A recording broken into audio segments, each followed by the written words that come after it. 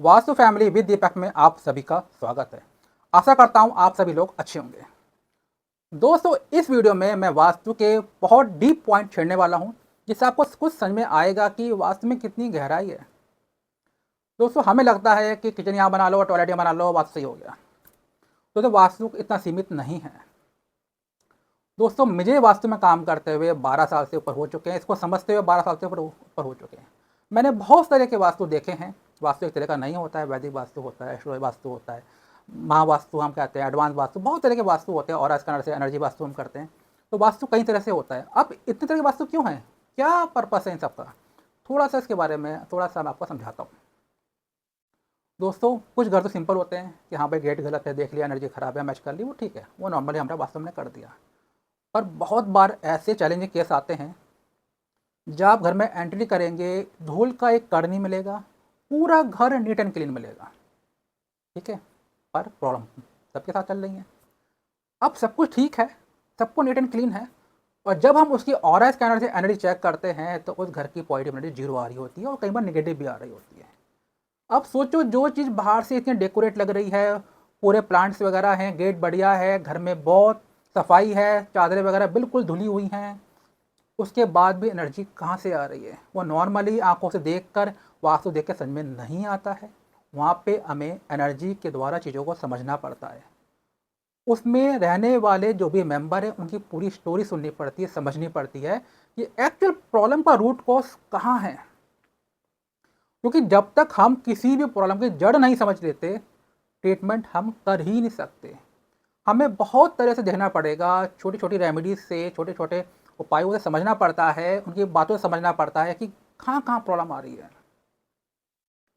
इसलिए वास्तु को इतना सिंपल नहीं होता कि हमने कुछ पढ़ लिया, कहीं सुन लिया और हो गया, ऐसा नहीं होगा। अगर आप किसी समस्या में फंस चुके हो और प्रॉब्लम बहुत बड़ी हो रही है, तो प्लीज़ फॉर्मेलिटी ना करें कि आपने ये लगा लिया, पोछा लगा लिया, हो जाएगा, तब नहीं होगा। अब ये क्रोसिन वाला बुखार नहीं है, अब ये कुछ और है, जिसके लिए एक प्रॉपर आपको एक एक्सपर्ट को अपॉइंट करना पड़ेगा, समझना पड़ेगा, क्योंकि जितना लेट करोगे वो प्रॉब्लम बढ़ेगी। तो दोस्तों, वास्तु को थोड़ा सीरियस लें, क्योंकि वास्तु अगर सही नहीं रहेगा, हमारा अपना आसपास का एनर्जी सही नहीं है, हमारे घर का ऑरा ही सही नहीं है, हमारा ऑरा सही नहीं है, तो जीवन में हम कुछ भी कमा लें, पैसा, रिश्ते, अपनी हेल्थ, किसी का रिजल्ट नहीं आएगा। आप देख रहे हैं ना आजकल क्या हो रहा है, हर जगह सब कुछ कर रहे हैं, घर में सारी सुविधा है, पर सुख नहीं है। क्यों नहीं है? क्योंकि सुख का लेना देना हमारे ऑरा से होता है, हमारी घर की कितनी पॉजिटिव एनर्जी उससे होगा। और अगर प्रॉब्लम बहुत साल से चल रही है तो एक दिन में सही नहीं होगी, समय लगता है हीलिंग में। इसीलिए मैं वास्तु के साथ इमोशनल हीलिंग जरूर करता हूँ। इसके पीछे की आपको मैं एक वजह बता देता हूँ। सोचो, किसी को आज कोई इन्फेक्शन हुआ है, कोई एलर्जी हुई है, कोई बीमारी हुई है। अब वो चीज़ आपने 10 साल तक ठीक ही नहीं कराई।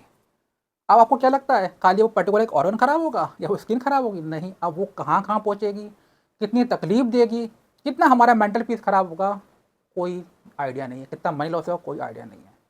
उसी तरह से अगर आज कोई डायरेक्शन खराब हुई है, जाने अनजाने हमसे, अब उस डायरेक्शन की, भाई वो भी तो एनर्जी है, वो भी तो बढ़ना चाहती है, वो भी ग्रो करना चाहती है। वो हमारे पहले, सबसे पहले हमारे घर के जो वास्तु के जो और पॉइंट हैं और डायरेक्शन, उनको ख़राब करेगी धीरे धीरे। जब वो ख़राब हो जाएंगे तो फिर हमारी लाइफ में, हमारे इमोशन में, हमारे डिसीजन में, हमारे पीस ऑफ माइंड को ख़राब करेगी, हमारे कर्मा ख़राब करेगी, जिससे हमारा पीस खराब हो जाएगा, हम ट्रॉमा हमें हो जाएगा, हम इमोशनली डिस्टर्ब हो जाएंगे। समझो इसका क्या मतलब है, कि एनर्जी धीरे धीरे धीरे हमारे लाइफ में, हमारे कर्मा में हर जगह फैल रही है। इसी वजह से जब भी हम किसी घर का वास्तु करते हैं तो साथ ही साथ उस पर्टिकुलर मेंबर का जो प्रॉब्लम हो रही है या ओवरऑल फैमिली का ही हीलिंग जरूर करते हैं, उसका ऑरा जरूर बैलेंस करना पड़ता है। नहीं तो फिर से एनर्जी हावी होना शुरू हो जाती है। इसीलिए इतनी सारी फील्ड्स हैं। मैं इस पे इतना फील्ड में काम क्यों कर रहा हूँ? मैं ऑरा स्कैनर पे काम करता हूँ, इमोशन हीलिंग पे काम करता हूँ, वास्तु पे काम करते हैं हम, एस्ट्रोलॉजी पे काम करते हैं। क्यों करना पड़ता है? क्योंकि जब हम किसी घर का वास्तु करने जाते हैं तो कई बार एनर्जी कई जगह से आ रही होती है। इसको हमें समझना पड़ता है, खाली वास्तु की प्रॉब्लम है या कुछ खरा कराया तो नहीं है, क्या ऑरा तो डिस्टर्ब नहीं हो गया, इनके इमोशन डिस्टर्ब तो नहीं है।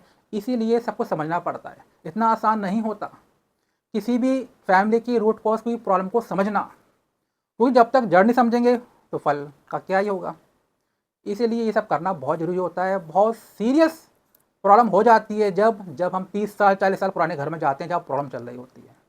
दोस्तों, अपनी फैमिली को सिर्फ बचाने के लिए ये सब भी करना ज़रूरी होता है, क्योंकि एनर्जीज हैं, हमारा जो लाइफ है, ये जो ऊर्जाएं हैं, एनर्जीज है, जो हिडन चीज़ें हैं, यही चला रही हैं। हमारे कर्म तो ये सब तो हमें करना ही है, पर रिजल्ट हिडन एनर्जी से आता है, जिसको हम पॉजिटिव एनर्जी, नेगेटिव एनर्जी बोलते हैं। वीडियो अच्छा लगा हो तो दोस्तों चैनल को सब्सक्राइब करें और एक लाइक करके ज़रूर जाएं। और आपका वास्तु से रिलेट, एनर्जी से रिलेट कोई भी सवाल हो, कोई भी क्वारी हो, आप कमेंट में मेरे से पूछ सकते हैं।